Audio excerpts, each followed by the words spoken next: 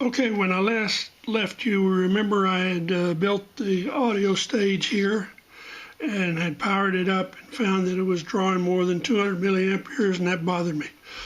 So I went off and I ordered 100 9013Hs. They're 2SC 9013Hs, and I found a eBay vendor in the USA that sold me 100 of them for $5.40. So I got those. Then I also found another US dealer that sold me 100 of the 2SC 945s for $2. So I got both sets, and I spent a few days. That took about a week to get, and then I spent a few days alternating between the two parts. And as a side note, the 2SC 945, the pinout is different from the 9013. Now, it's sad that the instructions don't tell you that, so beware that the base and the collector are reversed.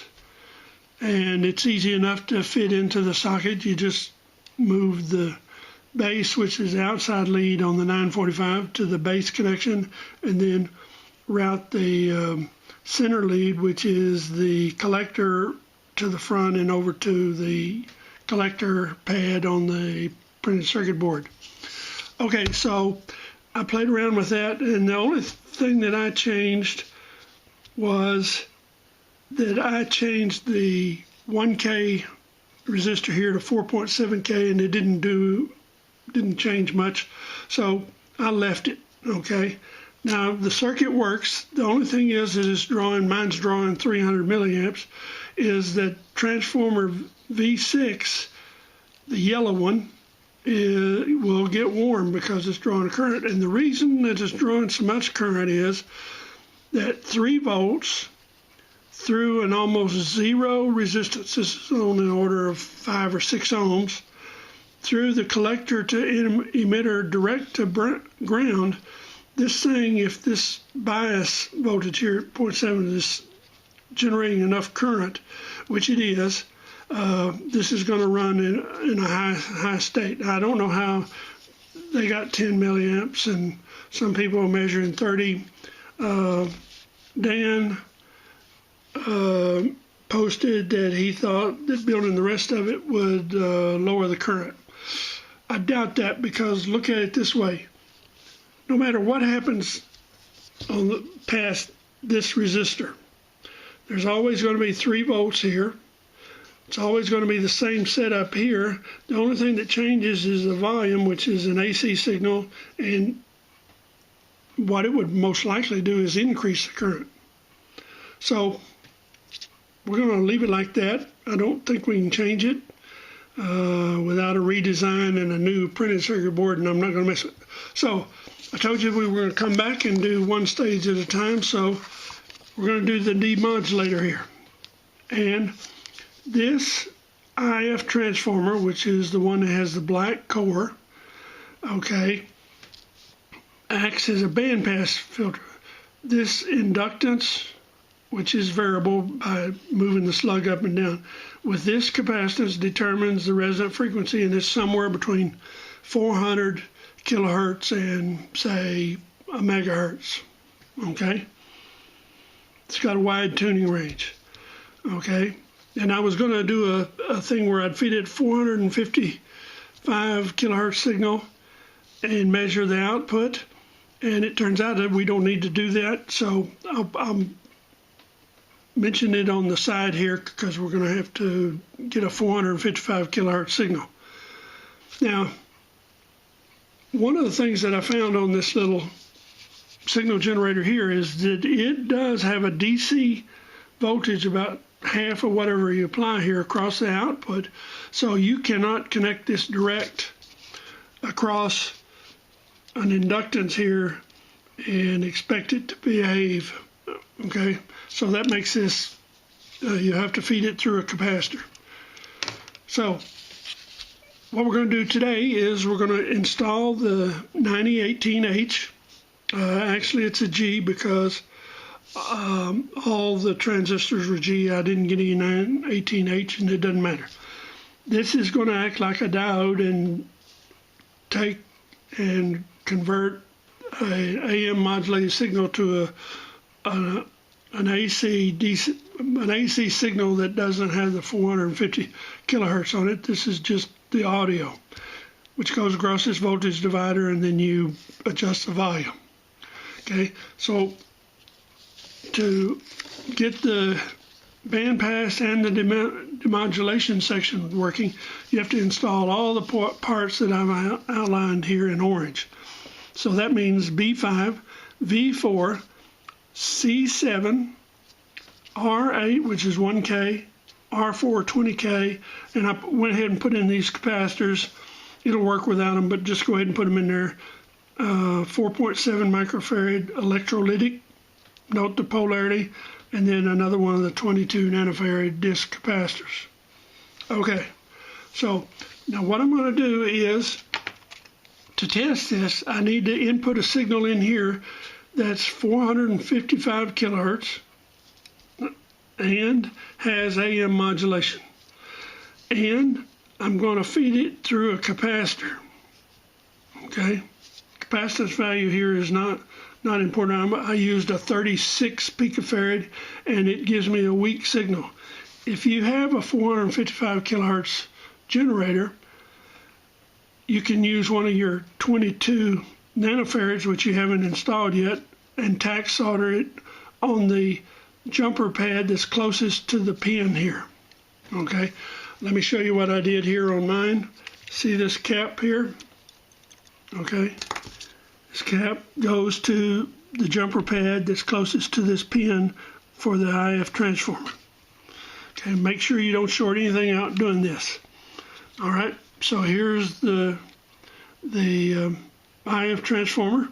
I'll tell you what I'm going to do. I'm going to put the,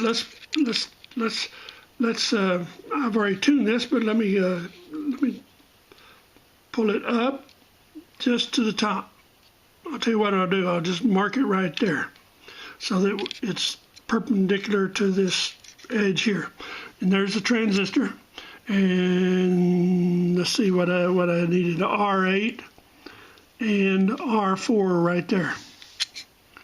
And there's C4, that's the 4.7, and then there was another cap, C7, which is here next to the green audio transformer. So I got everything installed. All right, before I do that, I have a heat kit. I bought this thing for $20 or less. I think it's $20 at a swap meet, and you need to go to a ham fest where radio amateurs are selling stuff. See if you can find one of these. You can find them for around 20 bucks or so. If you try to get one of these on eBay, it's 100 bucks. It's not worth it. Find somebody that's got one cheap, or I'm going to add a video at the end where I'll show you online a schematic. If you are a builder and have some transistors and caps and stuff, you're going to build your own, but you'll have to order from eBay, and I'll point that out, some 455 kilohertz crystal resonators. These are just little quartz crystal things that resonate at 455 because that was the standard frequency since 1957 or earlier. So these things cost me 2 cents a piece. You get 100 of them for $2. All right, so I've got one of this generator, but I'm going to show you, because I didn't trust the dial, I'm going to fire up or power up here my frequency counter. If I can find the battery. I had the battery here just a moment ago. Sorry. Wow, how can I do that? I lose things so easily. Oh, here it is, buried under the... All right, so let's power this thing up. Let's see, okay, that's okay, that's good. Now, let's hook up my output from my generator. Also on these counters, the red and the black were reversed on early versions, and if you get a new one, I think they've got it corrected. Make sure you know which one's ground and which one's signal. All right, so now let me turn on my signal generator and increase the amplitude. Let's see if I got, there it is. Okay, 455.089 kilohertz. And it's going to drift a little bit because we just turned it on. Drift means the frequency does not remain constant, but it's close enough. It's 455 kilohertz. And I've got the modulation off. If I turn the modulation on, it shouldn't change. Well, I lied. Oh, you know what? That's because the amplitude drops. If I modulated it at 100%, then the amplitude goes low for part of the signal and it doesn't count correctly. All right, so I got 455 kilohertz. Agreed? Okay. Now, here's my, now I powered this thing up. I power mine with an external power supply, and I need one other thing. I need another clip from the negative terminal to the negative terminal of my on and off switch. Okay, got that hooked up. Now let me hook up my signal generator. I need ground to ground, so I'll just put it on this what gives me a large number of places to connect to. And now let me go to the other side of that signal cap. Okay, feed it there. Turn on the radio. I don't hear anything. Let's see. Oh, the reason why I don't hear anything, power supply is off. Power supply showing 3 volts. I'll turn it on. And I'm showing 342 milliamps of current. Now, that's high, but we're going to have to live with it. And what you'll find is that these 2 transformers, especially the yellow one, will get warm. Transistors don't seem to be doing anything. All right, now let me turn on my signal.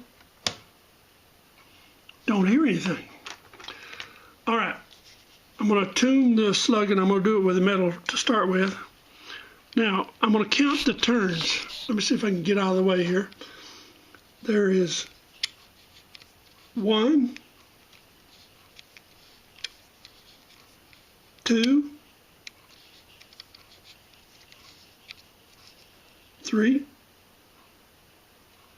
and I don't hear the signal. Why is that?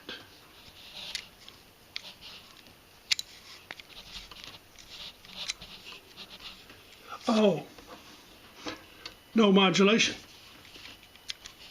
Let me go back here. Helps to have everything working correctly. Show you how you can make mistakes. All right, here we go. 1, 2. Now, do you hear the tone?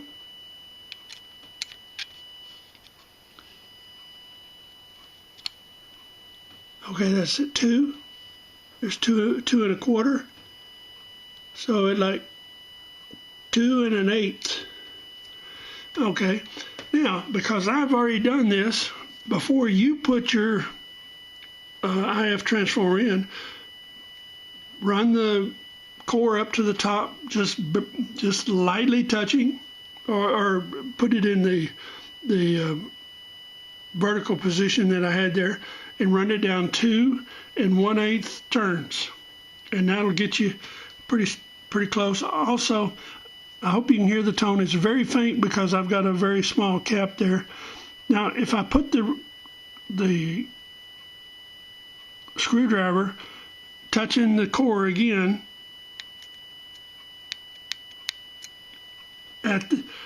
evidently at this resonant frequency, it doesn't affect it much. So my little paranoia about non-metallic adjustment things was over-exaggerated, okay? So now I know that, 1, I've got the demodulator working because I can hear the tone, okay? And by adjusting the slug, what I do is I change the center of the bandpass to match 450 kilohertz with a maximum signal. Look at it this way. Let me do a diagram here. Here's the frequency scale going up, and here is 455 kilohertz. That's my signal.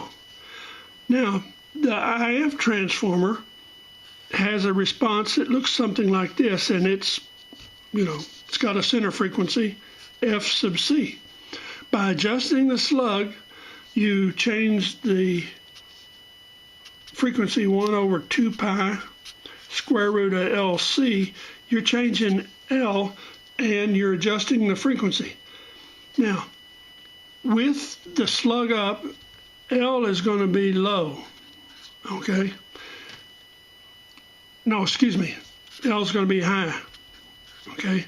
Which means that this bandpass is up here. By increasing the inductance, okay, you move this window, think of it as like a window down. And what I'm doing is I can hear when I get it like so, all right? And that's what we're doing when we say we're tuning the bandpass. We're moving the response of this transformer down to where we can hear it, all right? So that is a 16-minute experiment here to explain everything. So I hope you see now how, you want to see how the demodulator works. Whoops, that looks nasty. Here's the way it works. You got a signal coming in that's got, some kind of audio on it, okay, and this is 0. All right, when you feed this through a diode, okay, and on the output, what you get is you get this half removed. You get this half removed, and because there's some capacitance on the end, the signal, the voltage on this cap is going to look like this. It goes up and down and up and down, and that is the voltage that you're going to feed to the input of this volume control, and then you adjust, and that signal, the audio, voice, music, whatever, comes out. In this case, we're just doing a tone. So it's a constant oscillation. By constant, I mean the same amplitude, same frequency. Okay, somebody's posted is worried I wasn't coming back, and you might be right. Okay, something could happen. All right, so we've done 2 stages. I've done the audio, and I've done the bandpass plus the demodulation. All right, now, signal coming in here is 455 kilohertz. That's an IF frequency. These 2 transistors here are amplifiers, and these 2 IF transformers act as a bandpass filter, just like this one does, and we're going to tune them to 455. Now, I saw somewhere on a web page somebody said, hey, you tune these to stagger them. Wrong. That's the wrong thing to do, because what happens, let's say we've got an IF transformer, and we got it tuned right, okay, to some 455, okay? And another transformer, you come along and you tune it to here. What happens is you lose this frequency range here, and you lose this frequency range here. You lose this one because of this one, and the other transformer lets these in, but you already cut those off. So you don't get the 10 hertz or the 8 hertz or real low frequencies. So all 3, it's like 3 windows. These 3 windows have to be lined up exactly to get the signal all the way through without it being attenuated or reduced in value. Okay, sorry to take 20 minutes, but it takes what it takes. So next, I'm going to come back and I'm going to install 1, 2, 3, 4, 5 parts. This transformer over here, the red one, acts like an oscillator. So this is the first bandpass, first IF, second bandpass, second IF, third bandpass demodulator.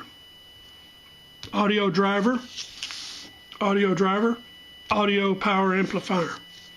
Those are the technical names for those sections. All right, I'm back. I should, within 12 hours or so, have the second IF section done. Okay, now we turn everything off before I run down batteries in my signal generator and the camera.